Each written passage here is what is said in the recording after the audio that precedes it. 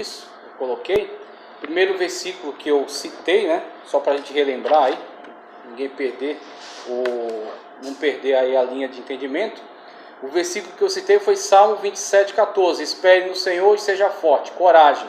Espere no Senhor. Então, o versículo que demonstra que a nossa coragem tem uma origem certa, que é a origem em Deus. Então, nós temos coragem não baseados na nossa carne, não baseado na nossa ira. Como Tiago diz, a ira humana não produz a justiça divina, não produz a justiça de Deus. Então, se a gente age baseado na nossa ira, no nosso ódio, nós seremos certamente temerários e seremos injustos. Agora, quando a gente é despertado para uma atitude corajosa por Deus, né, motivados pelo amor a Deus, motivados pelo zelo à obra de Deus, então a gente será corretamente guiado nessa ação. A nossa ação vai ser edificante, vai ser necessária, vai ser para a glória de Deus. Espere no Senhor, seja forte e coragem. Espere no Senhor, espere na capacitação que vem da parte de Deus. Que é o que fizeram esses três rapazes aqui. Misael, Ananias e Azarias, é isso? Glória a Deus. Então, temos aí, Misael está no meio. Misael, Ananias e Azarias, que diante da ordem para se prostrarem, né, perante a estátua, se recusaram. Se recusaram por quê? Porque eles se achavam melhores que os outros. Se recusaram por quê? Porque eles achavam que tinham que desobedecer à autoridade do rei. Não, se fosse uma ordem justa, por exemplo, se todos agora têm que declarar o quanto ganham, né? Todos agora têm que todo dia mandar um relatório para o palácio. Certamente eles não se recusariam a isso. É algo que faz sentido, é algo que de fato não afronta o culto, a adoração deles a Deus, não se interpõe entre eles e Deus. Agora a ordem, todos vão se prostrar diante da estátua, é algo que se colocou entre eles e a fidelidade deles a Deus. E aí nós vemos através da atitude deles que a prioridade deles era Deus. A prioridade deles era adorar e servir ao Senhor Jeová, mesmo em terra estrangeira, mesmo numa situação difícil, mesmo numa situação que era desvantagem para eles, que é muito fácil servir a Deus quando tudo está dando certo, né? Quando tudo é favorável. Agora, a fidelidade a Deus se demonstra de uma forma muito séria quando as coisas são desfavoráveis, quando as situações estão contra nós. E aí a sua fidelidade terá um preço muito mais alto, né? Terá um valor muito maior, que é o que se demonstra através deles. Vê o que é coragem? Eles se mantiveram fiéis na posição deles de serem completamente fiéis ao Senhor, não adulterar a sua adoração, não adorar a outros deuses, não se prostrar diante de imagem de escultura. E aí, para pagar o preço pela sua fidelidade, eles estavam dispostos até a entregar a sua vida. Então, muitas das vezes, a coragem acaba quando o preço é a vida da pessoa. E aí a coragem dela só ia até determinado momento, enquanto ela estava salvaguardada das consequências. E aí nós vemos que para servir a Deus, nós temos que ir além. Se nós não nos conscientizarmos disso, nós não poderemos servir a Deus em espírito e em verdade. Que aí a gente vai sempre entrar em choque com aquela palavra de Cristo. Aquele que ama mais a sua vida, aquele que tentar guardar a sua vida, perderá. Mas aquele que perder a sua vida por amor de mim, achá-la, sendo ele o autor e o consumador, né? Sendo ele o autor da vida. Então, nós temos sempre a situação na qual, se Deus for o centro da nossa vida, se o Jesus Cristo for o centro da nossa vida, né, nosso objetivo principal, nós vamos atender a esse objetivo principal, se necessário for até com a nossa vida. Se necessário for até, né, com situações onde a gente vai manter a nossa fidelidade, enfrentando as consequências que vierem, que foi o caso desses três rapazes. Mas se a gente vai tocar de novo, se vocês não se prostrarem, serão lançados na fornalha. E aí eles dão uma declaração para o rei: ó rei, saiba que se Deus quiser pode nos livrar da fornalha, mas se Deus não quiser nos livrar, mesmo assim nós não vamos adorar, que é onde está, até onde ele pode servir. Tem muita gente para servir a Deus até onde é uma vantagem financeira, uma vantagem emocional, onde eu me sinto bem, né? Eu me sinto confortável, né? Eu sou bem recebido. Então eles servem a Deus até determinado ponto, enquanto for uma vantagem para ele. Eu estou conseguindo prosperar, eu estou conseguindo ter bons relacionamentos, estou conseguindo ter bons contatos. Agora, a partir do momento que não lhe trouxer mais essas determinadas vantagens, acabou o seu interesse em servir a Deus. Então, na verdade, ele nunca esteve servindo a Deus. Ele nunca esteve comprometido com Deus, com o Senhor Jesus, e sim com as coisas de Deus. Não o Deus da bênção, e sim as bênçãos de Deus. Então, enquanto ele se beneficiava daquelas bênçãos, ele estava ali. Era a multidão. Enquanto tem pão para comer, eles dão a volta até no mar da Galileia. Então, Jesus cruzando lá e os camaradas correndo pela margem para encontrar com ele do outro lado. Jesus desembarca, está lá o povo olhando para a cara dele. E é ele, mensagem dura, pesada, exortação, né? Vocês vêm atrás de mim para comer pão. Não é pelo reino de Deus. A coisa azedou, a coisa ficou ruim, né? Agora o negócio ficou complicado, ficou difícil. E aí ele fica com os 12 e ainda dá aos 12 a opção: quereis também vós ir com eles?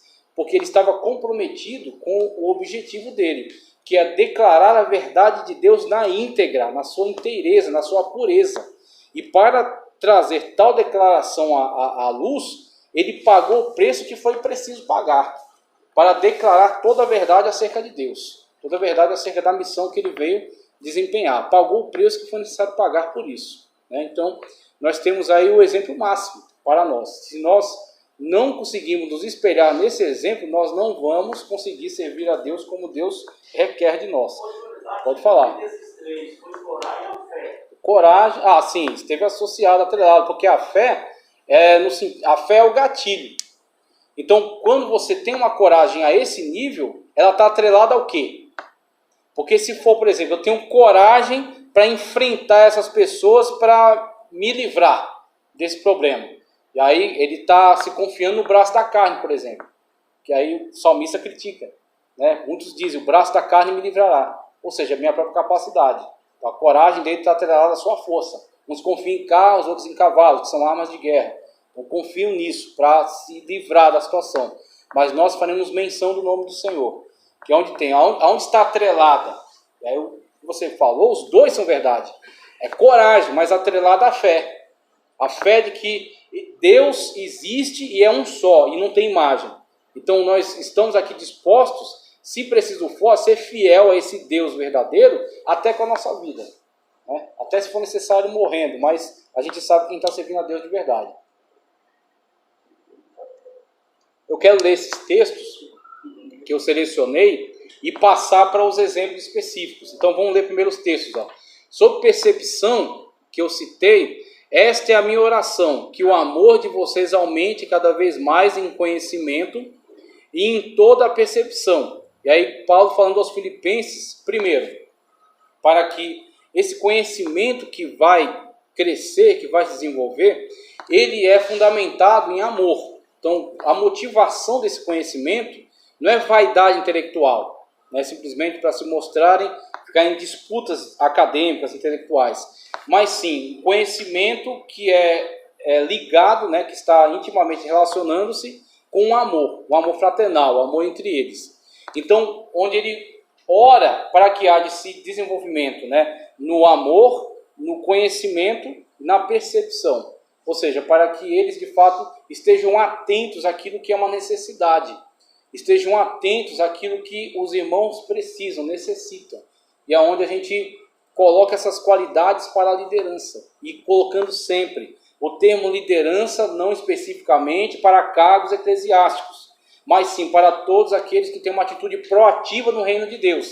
Diz: eu quero servir a Deus em espírito e em verdade, aonde quer que eu esteja, fazendo o que for que estiver fazendo, trabalhando, estudando, na minha casa, na minha família, no transporte público, aonde eu estiver, eu quero estar servindo a Deus. E aí você está liderando, talvez não sobre um grande grupo, mas até sobre as suas ações, sobre a sua vida, sobre o seu comportamento. Então você está agindo em prol do reino de Deus.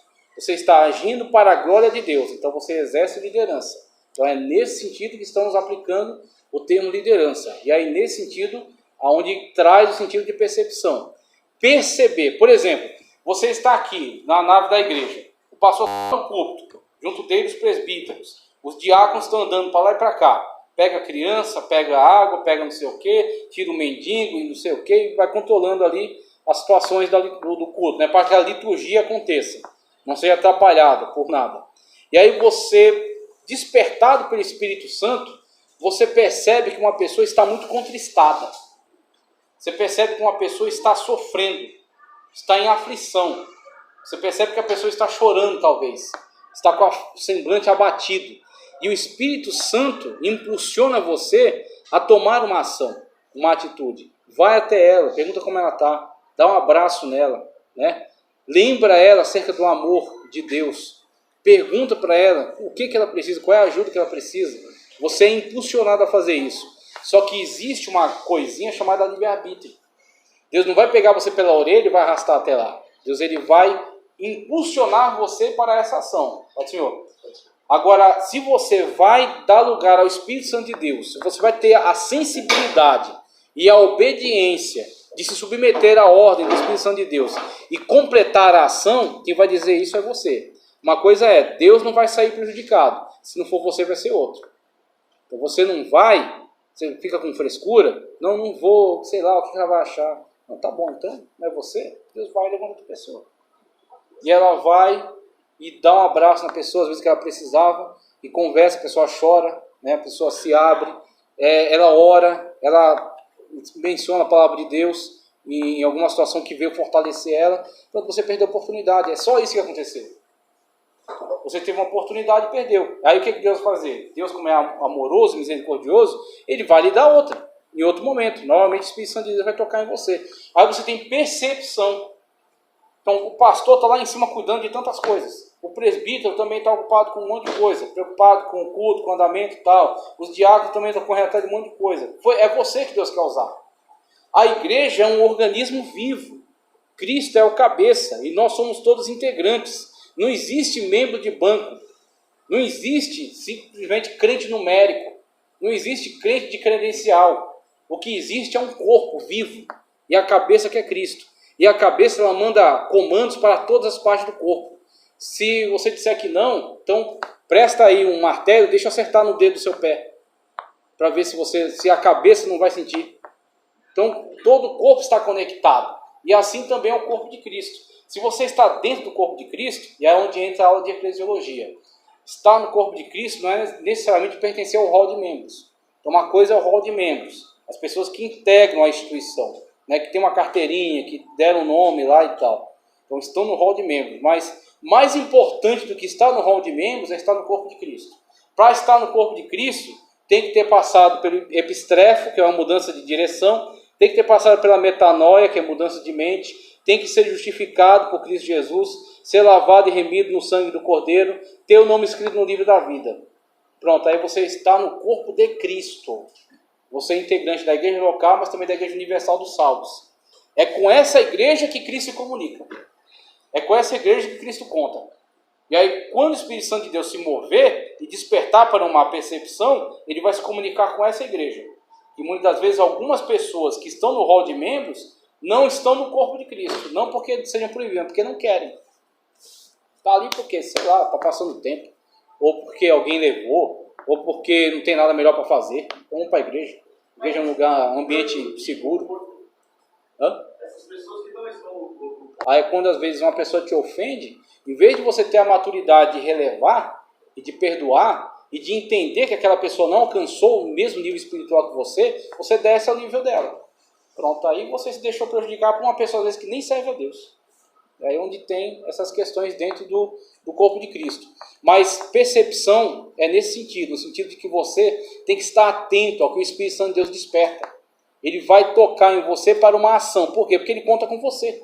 Porque você está dentro do corpo de Cristo, você é um membro. Você é um instrumento nas mãos dele. Então, é onde Paulo rogava para que as pessoas tivessem essa percepção. Para que quando o Espírito Santo de Deus tocar, elas sejam sensíveis ao toque dele. Tá certo? E elas tenham ação, tenham uma atitude. Não espere, não. Deixa o líder fazer, deixa a líder fazer, deixa o conselheiro. Não é você mesmo. É com você que o Espírito Santo de Deus está falando. Veja, firmeza de caráter. Apeguemo-nos com firmeza à esperança que professamos. Pois aquele que prometeu é fiel. Aí a gente está falando do quê? O lastro para você ter essa firmeza de caráter.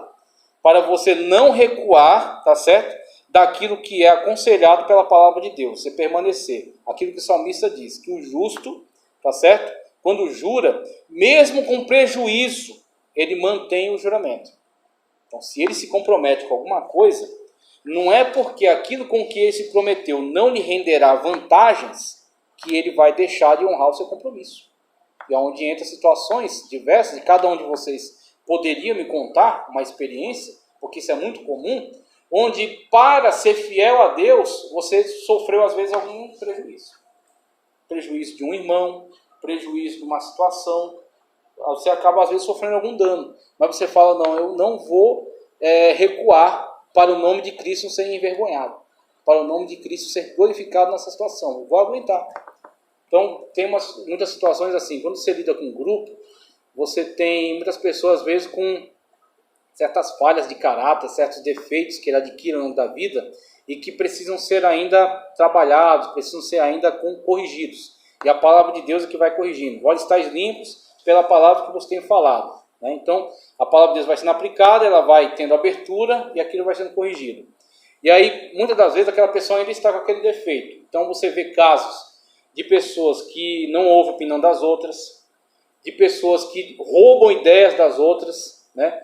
De pessoas que se apropriam, às vezes, tem um líder, o grupo faz um ótimo trabalho. Em vez do líder reconhecer que o grupo colaborou, não, ele toma tudo para ele. E aí você tem um péssimo líder, né? Você tem uma pessoa, na verdade, que ele rouba, né, a honra para si. Então, muitas das vezes você tem situações assim. E algumas pessoas que passam por isso, às vezes se encontram muito magoadas, né, muito aflitas, né, com essas experiências. E é onde quando você vai tendo certa maturidade, você vai entendendo que existe um propósito maior, existe um objetivo maior. E as pessoas passam, as situações mudam, as lideranças também mudam.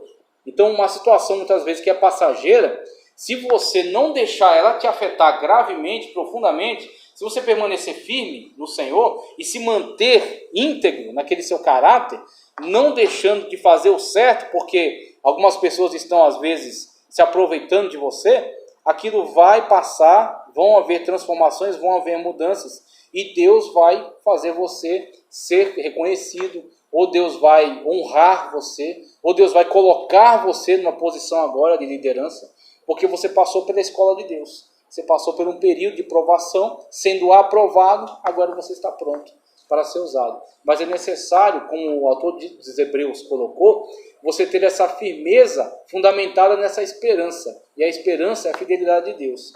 As pessoas são infiéis, mas Deus permanece fiel. Não pode negar-se a si mesmo. Paulo coloca isso nas suas cartas. Eu acho extraordinário. Se nós formos infiéis, ele permanece fiel, pois não pode negar-se a si mesmo. As nossas infidelidades não mudam Deus. Deus continua o mesmo.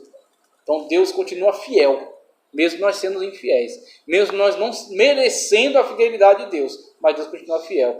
Deus é fiel à sua própria palavra. Juro por mim mesmo, diz o Senhor, como o profeta certa vez falou. Deus, se fosse colocar lastro para a sua profecia, eu juro pela vida de fulano de tal uma pessoa, não, eu juro pela nação de Israel, o povo que eu escolhi. Aí Israel vai e adora outros deuses. Ou seja, não há firmeza em nada. Então Deus diz, eu juro por mim mesmo. Pela minha própria palavra. Minha própria palavra é lastro para si mesmo. É uma palavra que não cai por terra. Passa céu e terra e ela continua. Então, o lastro é esse. Eu vou continuar fiel. Por quê? Porque Deus é fiel. Você não é fiel, mas Deus é fiel. Você é um pilantra, mas Deus é justo e é santo. Então eu continuo por causa dele. E atura aquela situação às vezes. Atura aquela pessoa. O Senhor te vê todas as coisas. Exatamente. Mas viste o céu do Jó. Maravilha, né? Coisa. E foi a partir daí que a vida de Jó se complicou. Deus deu testemunho de Jó. E isso aí foi simplesmente, né? Mas ele permaneceu e Deus sabia quais eram os limites dele. Então ele foi provado até os limites. E a partir dali ele saiu melhor. Então passou por grande tribulação, mas saiu muito melhor. Então se perguntasse para Jó, ele diria: você passaria? Passaria. Por quê? Porque antes eu te conhecia de te ouvir falar, mas agora eu te conheço, né? Falar contigo, de ter intimidade contigo. Então Jó evoluiu a partir daquela experiência.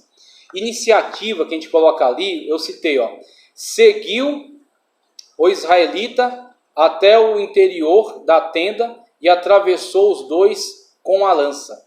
E atravessou o corpo do israelita e da mulher. Então cessou a praga contra os israelitas. Está em Números 25:8. 25:8. E esse texto fala sobre Finéias, tá? Finéias, que era dos levitas, e fala sobre o pecado de Baal-Peor. Quando os israelitas peregrinando, e aí aquele profeta Balaão é contratado para lançar praga sobre Israel, só que ele não consegue. Então tenta lançar praga e Deus não permite. Aí, em vez de lançar praga, ele lança a bênção. Então, que mal chegará às tendas, né, do povo de Israel, tal, toda aquela narrativa que ele traz com bênção em vez de ser praga. E o rei fica doido com ele. E aí ele fala, quanto o povo de Deus não vale encantamento. Não tem jeito, é o povo de Deus, é o povo do Deus verdadeiro. Não é povo de Baal, nem de Azerá, nem de Marduk, nem desses falsos deuses. É o povo de Deus, único e verdadeiro. Não tem encantamento contra ele. Aí o que acontece? Através de outros contextos, você vai descobrir que ele, não podendo lançar uma praga sobre Israel, ele usa de subterfúgios, aonde ele vai apelar para a natureza humana. E aí vai falar, então é o seguinte, não vai dar para... Não adianta você bater de frente com ele. O que você faz? Você vai comer pelas beiradas. É onde eles pegam, né, os moabitas, os moabitas ou amonitas que fazem isso? Acho que são os amonitas. Eles pegam as mulheres, enviam as mulheres para o acampamento de Israel, convidando a galera para um culto a Baal-Peor. Como é que é o culto de Baal-Peor? O culto de Baal-Peor é um baile funk. É um carnaval. Então é um culto de sexualidade. Essas deidades do Antigo Oriente Médio, tinham muitas que eram cultuadas com práticas sexuais, com devassidão, assim, eu estou esquecendo o termo, sexo grupal. Sexo grupal. Por quê? Havia as deidades masculinas e as deidades femininas. E acreditava-se que ao se praticar esses sexos grupais, fertilizava-se a terra. Então a ideia era essa, é uma encenação entre os deuses masculinos e as deusas femininas se relacionando, aí os seres humanos se relacionavam. Então tinham diversos cultos pagãos ligados a isso, como por exemplo, mais para frente você vai ver Jezabel, que era filha de Et-Baal, que era sacerdote do culto a Baal, tá certo? A Zerá, e ela era do culto a Baal. Inclusive havia entre eles os chamados as hieródulas. O que eram as hieródulas? Eram prostitutas cultuais. Prostitutas, mulheres que ficavam à disposição de quem quisesse ter relação sexual com ela. Ela ficava no templo à disposição de quem quisesse. Por quê? Cada ato sexual daquele é uma espécie de um culto àquela deidade. Em Corinto, por exemplo, tinha também essas prostitutas, inclusive Paulo traz algumas leis ali para diferenciar totalmente a forma de se trajar das irmãs em relação a essas mulheres, para que não houvesse qualquer possibilidade de confusão, né, entre eles. E na Babilônia também havia, por exemplo, algumas obrigações, onde até mulheres casadas em um dia do ano tinham que se dispor no templo para esse tipo de prática, para poder alimentar o culto a essas deidades. Então, com essa proposta, elas chegaram até os israelitas, e aí os israelitas cederam, os homens cederam esse tipo de proposta e realizaram esse culto. E com esse culto, eles trouxeram a ira de Deus sobre eles. Eles trouxeram a ira de Deus sobre o acampamento. Eles iam ser destruídos quando alguém tomou uma iniciativa. Olha a iniciativa. A iniciativa foi difícil, só que foi necessária. Você tinha Moisés perplexo com aquela situação, não acreditando que eles haviam se entregue àquele tipo de práticas, os príncipes das tribos entregues a esse tipo de prática. Moisés perplexo, Arão perplexo diante daquilo, sacerdotes ligados a eles lá, aqueles anciãos ligados a eles também. Aí quem teve a iniciativa? Finéias. Finéias pega uma lança e fala, vou dar um jeito nisso aqui. Ele entra na tenda e atravessa. Muitas das vezes, uma iniciativa de transformação, uma iniciativa de cura, pode parecer aos olhos de muitas pessoas algo excessivo, algo exagerado, mas ela tem que estar na medida do que pede o momento. Então, muitas das vezes, é necessária uma iniciativa enérgica, como Cristo, olhando para o templo e vendo ali as pessoas enganando as outras, comerciando através do templo, mentindo, roubando das pessoas através daquele subterfúgio. Aí Cristo toma uma iniciativa enérgica, pega lá um chicote, derruba as mesas do pessoal e chicoteia as costas deles. E fala, a minha casa será chamada casa de oração. Ah, mas muita gente não gostou disso. Paciência.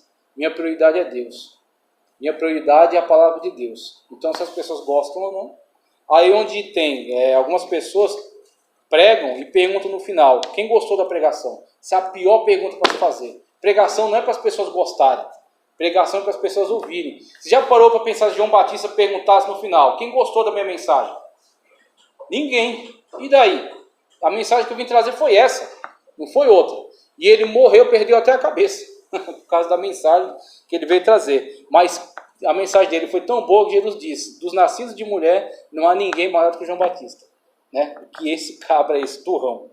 E aí eu coloquei para a iniciativa, para a visão global. Deus deu a Salomão sabedoria, discernimento extraordinário e uma abrangência de conhecimento tão imensurável quanto a areia do mar, segundo o primeiro livro dos Reis, 4:29.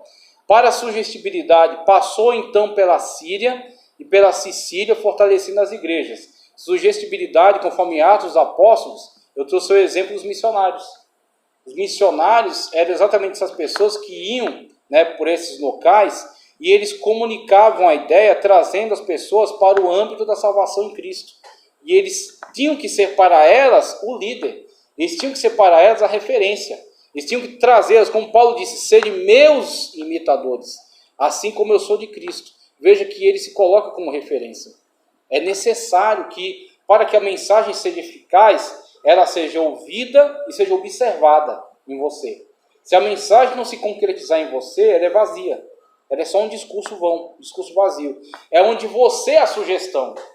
Por que vale a pena andar com Cristo? Porque eu vejo você andando com Cristo. Eu vejo Deus em você. Eu vejo o poder de Deus em você. Né? Mesmo você sofrendo, eu vejo você feliz. Mesmo você sendo desafiado, eu vejo você vencendo. Você é a melhor sugestão que tem, se vale a pena ou não servir a Deus. Agora, se eu vejo você cabisbaixo, todo arrebentado, desanimado, desmotivado, aí você vem para mim e prega dizendo que Jesus é uma maravilha? Será que é? Do jeito que ele está aí? Não sei não. Eu acho que não vale a pena não. Aí falei sobre iniciativa, sugestibilidade, prudência. Os inexperientes herdam a insensatez, mas o conhecimento é a coroa dos prudentes. Então, livro dos Provérbios colocando o valor, o devido valor do que é ter, né, adquirir essa prudência nas ações, nas atitudes, nas tomadas de decisão. O inexperiente herdam a insensatez, mas o conhecimento é a coroa dos prudentes. Então, o prudente adquire sabedoria, adquire conhecimento, toma ciência da situação, para que ele possa agir da melhor maneira. Aí eu vou ler aqui o último, que é para eu conseguir ler, que ali está borrado.